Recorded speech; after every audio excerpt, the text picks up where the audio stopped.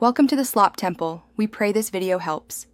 You start by confirming basic prerequisites, assigned in my account and stable Wi-Fi so theme data loads reliably.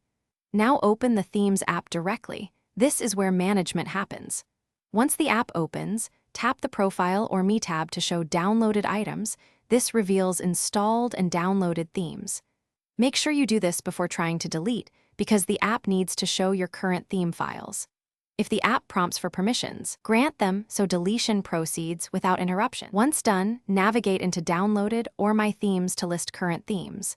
You will see thumbnails for each theme. Tap and hold the one you want to remove so the selection mode activates. Then choose Delete or the trash icon that appears. This removes local files from your device and prevents reapplication. Make sure the theme you delete is not currently applied. If it is, switch to a default theme first. This prevents system glitches and ensures the active configuration stays intact.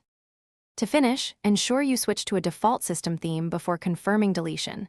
This avoids an inconsistent UI state. After confirming delete, check storage and settings to see freed space.